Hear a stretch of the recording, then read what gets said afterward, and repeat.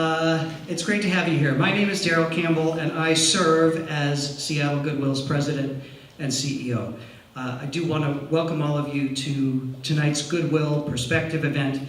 I have a feeling that we are all in for a very special night. First and foremost, this night is an opportunity for us to show and express our appreciation for each and every one of you, to say thank you for the extremely generous support that you provide, support that helps Goodwill reach and change lives of literally thousands of individuals and families in our community. By working together, we are helping them realize their full potential and turn their dreams into reality through the power of education and work. And I can think of nothing more important or more exciting to celebrate than that, and no one that we at Goodwill would rather celebrate it with than you. So thank you again, all of you, for being here tonight. I wonder if there's ever been a more appropriate time in the life of our great city, this region, and this nation to talk about what it means to belong to the middle class. Many of us are raised to believe that being there is a noble aspiration tied to the American dream. And yet, right here in our own communities, we are faced with a glaring daily reality. The dream is elusive, especially for young people, for people of color, and for those who immigrate to this country seeking opportunity. We live and we work in a regional economy that is counted among the strongest in the US. But where is the tide of prosperity that is supposed to lift all boats? It too seems elusive, and the evidence of that is all around us. However you define middle class, whether in economic terms or social terms, one thing is abundantly clear, that the ability to provide for oneself and one's family in all ways is inherently tied to one's access to education and to work. Dr. Anthony Carnevale, director at Georgetown University, has put it, I think, quite well, when he says, quote, "The inescapable reality is that ours is a society based on work. Those who are not equipped with the knowledge and skills to get and keep good jobs are denied the genuine social inclusion that is the real test of citizenship," unquote. The power of education, the power of work. These are the tenets that guide and drive everything that we do at Seattle Goodwill.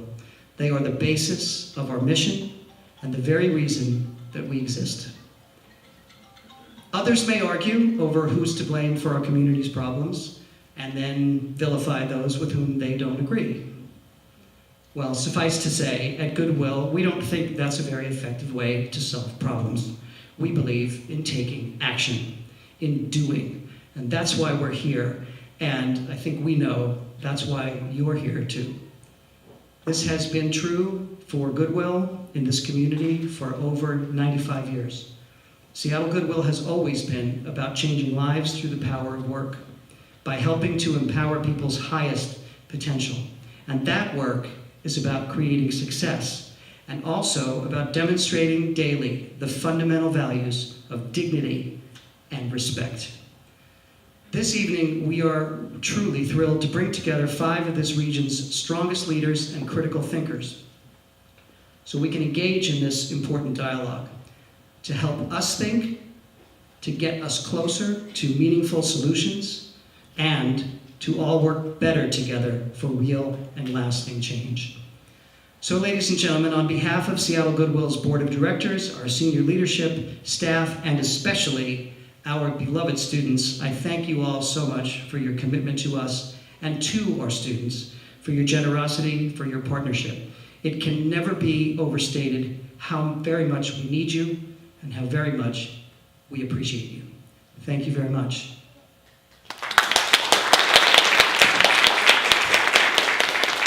I now have the pleasure and the privilege of introducing to you tonight's moderator, who will be followed out here by our panel. For 18 years, Andrea Capane-Sanderson has worked passionately to make a positive impact on issues of racial equity and poverty. As Bird Bar Place's Chief Executive Officer since 2008, she has built a strong foundation for future growth by effectively leading the organization through critical change and innovation. Andrea brings a strong sense of leadership and vision to Bird Bar Place, an agency with a very long legacy of serving the community and providing lifeline services to the poor. Prior to Bird Bar Place, she worked for 4 years for the Washington State Governor's Commission on African American Affairs, providing analysis and development on strategic legislative projects. Andrea's work has also involved legislative casework for the Washington State House of Representatives. Andrea holds a Master of Public Administration degree and a bachelor's degree, both from Evergreen State College. And we are extremely honored and grateful to have her with us tonight. Ladies and gentlemen, please welcome Andrea Capaign-Sanderson.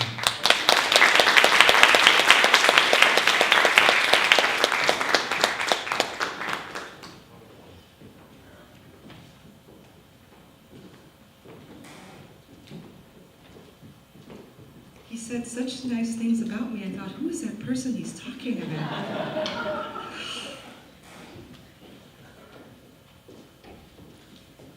Well, once again, good evening, and thank you for being here. Thank you as Goodwill supporters for being here to help to amplify the voice of this topic that we'll be talking about tonight.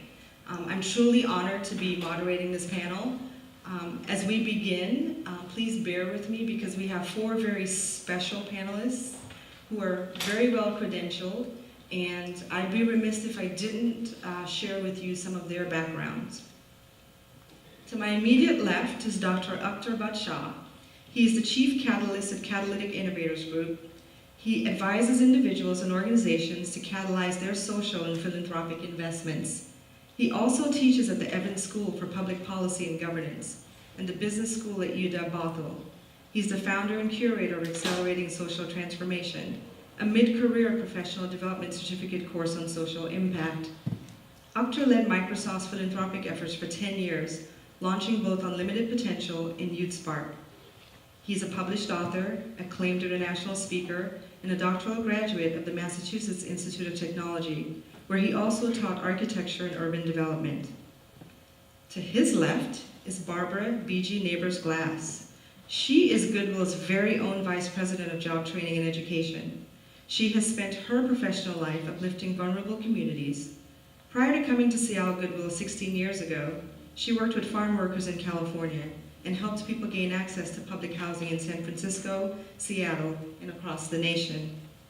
Her experiences with homelessness and foster care early in life have shaped the work she does today.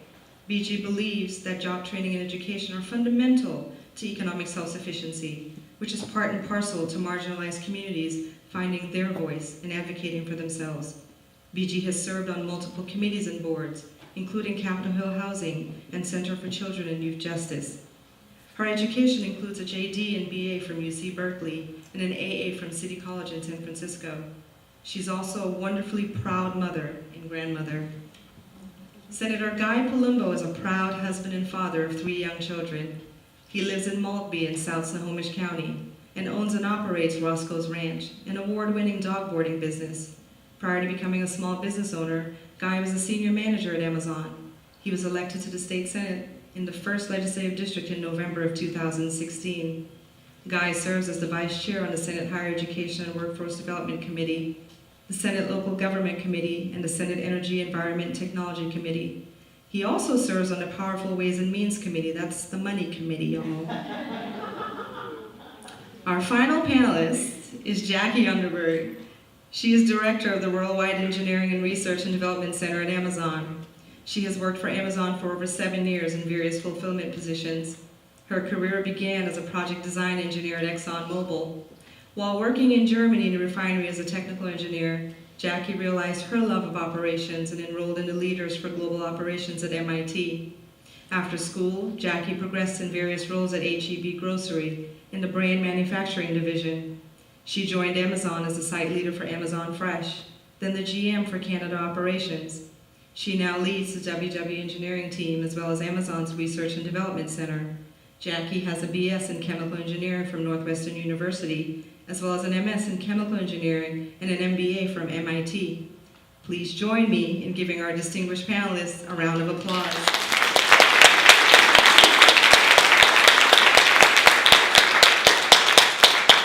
Thank you. Now, tonight's conversation is regarding growth and change in Seattle and how these changes are affecting the middle class. We'll be drawing from multiple perspectives, including yours, in redefining the middle class. But before we can redefine the middle class, for today's Greater Seattle, we must first try to define what it has been. Though it's been difficult to agree on a single definition because I've been talking with my fellow panelists during the social hour about what it meant for them, and we all had very different views, the Merriam-Webster dictionary defines class as a group sharing the same economic or societal status. But this can be a simplistic definition for a word or idea that has so much story, experiences, and history attached to it. The middle class most likely means something very different to me than it does to you. The middle class is much more than one income level or an income level. It is hopes and dreams, beliefs, aspirations, and even a lifestyle. For instance, in the 70s, it was synonymous with experiencing pizza in a box, Lucky Charms cereal, and camping in an RV. Those of you who are laughing, you know what I mean. However, for something so hard to define, the middle class is constantly in a news cycle and often a pillar of election seasons. However, it has been defined. It certainly seems most important that we be discussing this at this point in time in our society and for Greater Seattle. And so my very first question is directed to all of the panelists, starting with Akhtar. And the question is, why is this conversation important at this moment in time in our society today?